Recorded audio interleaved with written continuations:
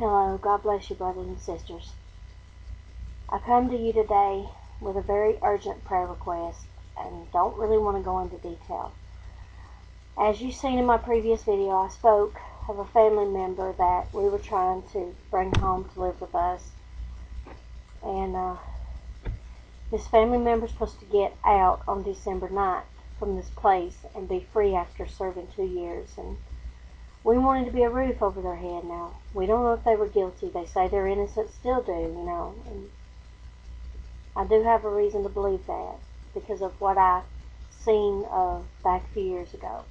But I need you to trust me on something. I need you to trust me. I know there's not a lot of trust in this world. There's not a lot of people you can count on, but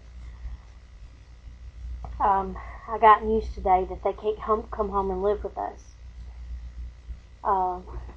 because of where we live. And we got to find somewhere we can move where they can live with us. Then it'll take 45 days to transfer. In the meantime, they tell me that this person's going to have to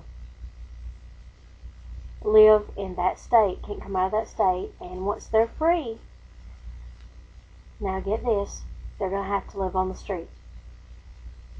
They're going to have to live on the street in the cold. And I'm one that loves to take care of the homeless. I don't have a place for homeless people to live. Wish I did. But I do give what I can if I see one on the street and I have anything to give or any way of feeding them, And now it's my family enduring this. And I don't know what to do. Because, see, folks, the God I serve, I don't think would want me to sit here and wonder. I don't see God allowing my family to do this, allowing my family to go through this, allowing me to be warm in bed at night while he's out on the street freezing to death in the snow and the rain and the cold. But I have nowhere for him to go. He has to stay in the state until the transfer is complete. And we're still trying to find somewhere for him to live because we were told to stay here. We were told not to move for a year, be here since we was here almost a year. And now we find out he can't live here. People, I don't know what to do.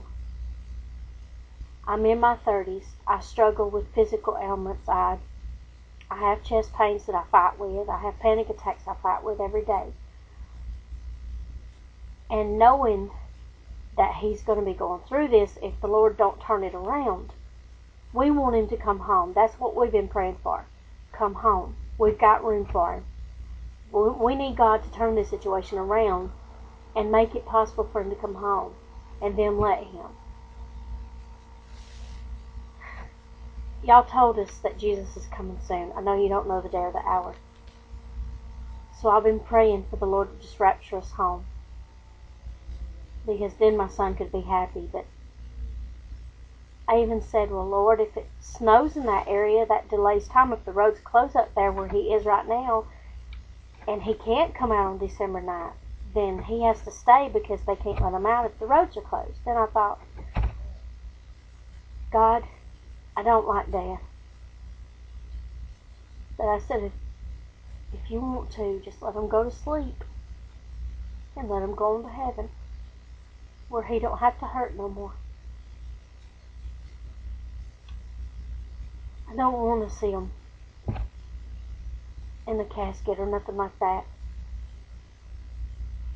But it'd be more painful if he died of pneumonia. So folks, I don't know what to do. I'm being attacked too, and I'm really being tested in my faith. And I'm trying not to fail. I need your help. I need your prayers. My son, yes, my son, needs your prayers. We've done all we can. We've exhausted every option. They're asking us, number one, they want an address in that state of a family member that might could take him in until we can get him transferred, until we get moved where he can come live with us. But this, even if we think we got somewhere he can live up here in the state, but they said it would still take 45 days, which means he would still, until the transfer was complete, it would still be 45 days, even if he could stay at that address. But we got to give him some kind of address in today, and I don't know what I'm going to do, people.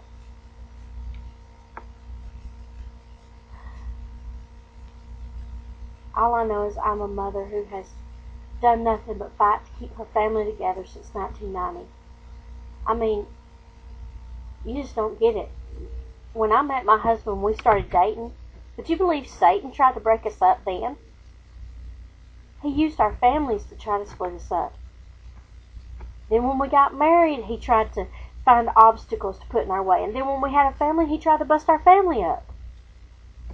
So you got to understand, Satan attacks some people physically, some people financially, some people mentally, and then we have to fight it, right? He attacks my family by separating us. See, God can turn it around, yes. He can take what Satan means for bad and he can make it good, yes. But Satan is trying to keep my family separated. I want my son home in time for the rapture. I want to hear him play the bass again. I want to hear him sing again. He's been gone for a total of 3 years in all. Counting it's the 2 years plus the extra year. I want him to come home so that when the rapture takes place, we can be together as a family. He's doing all he can to serve Christ where he is, and he's not playing games.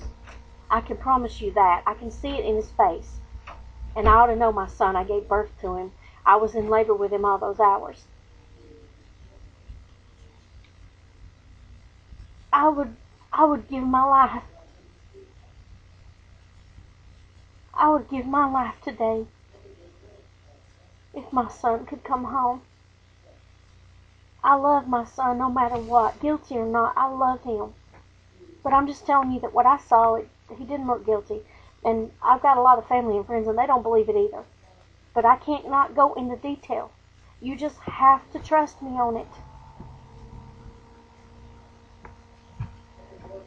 I moved up here to be with my grandmother who was in the nursing home. I moved to be close to her. And now she passed away a few weeks ago. If I had not moved up here, I wouldn't have had this time with her. So there are no regrets in moving up here, but I refuse to move back to another state, spend a lot of money that I don't have. My husband's permanently laid off with his job right now. I refuse to spend a lot of dollars to move back when I already have a home up here and have to change my tags and licenses and start all over again. We've got family up here. And we got to be able to see these family members. We've got family members that are hurting because they can't do nothing to help him. So I'm not the only one with a broken heart. But I go to bed at night and I lie there with what feels like a knife stabbing me in the heart and just twisting it.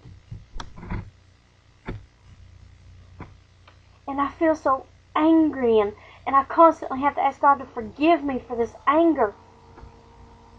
Because you see, what do those people care? They're going home with their families. Their families are not under a nice roof. They're going to be with their families for Christmas. They're not concerned about my son. They could care less about him. He's just another person on the street. They don't care if he's dead or not. You know? It's like there's no heart.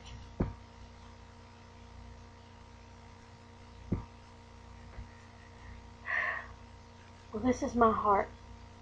And it's breaking. But I am fighting. I am a watcher, folks. I am a watcher. And my husband is an evangelist. And my daughter loves to sing. And we're doing all we can to continue to do what we have to do for the Lord. But believe me, it's not easy. It's not easy because the load has been put on us in our ministry.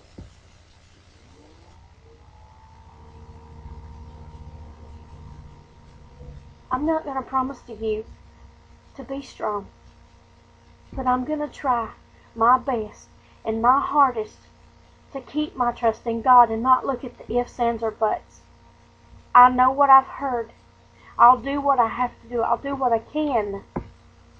I will give her some address. But it's still not going to bring him home without God's help.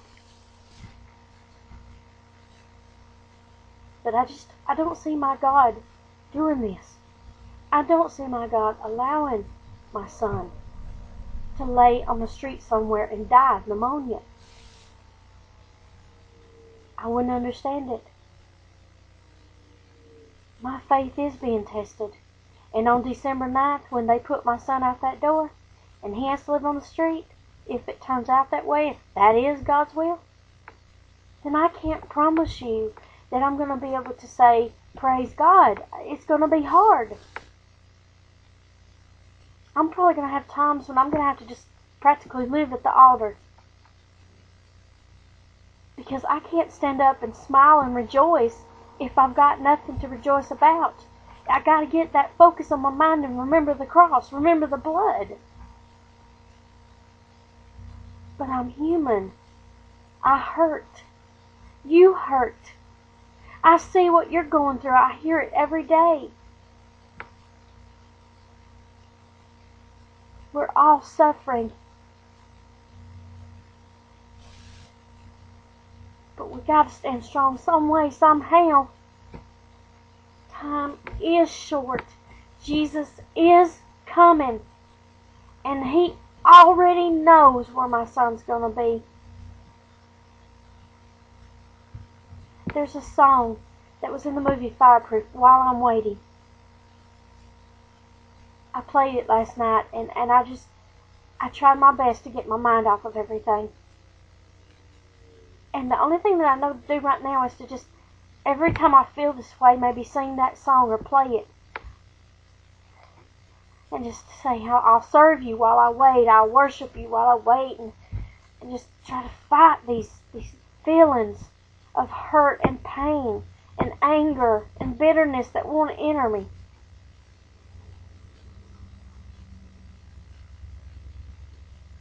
Please don't give up your encouragement, please. Because you have a watcher right here that's being attacked too, and I need all the encouragement I can get. I need all the prayers that I can get, and so does my son, so does my family.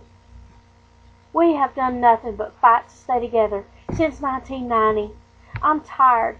I'm ready to fall into the arms of Jesus. I'm weary. Physically, I don't know how much I've got left to give. My grandmother died. My husband got permanently laid off. My son's about to be put on the street. What else? What else? That's what I say. What else? I want to go home. I want to go home and be with my Jesus. While I'm still ready, while I'm still saved, before I lose everything I have, I want to go home. I want to be with my Lord, be where He is. And I just need Him to hug me. I need Him to wrap His arms around me. I need Him. Because I don't want to miss the rapture. I don't want to miss going home. I don't want to be here.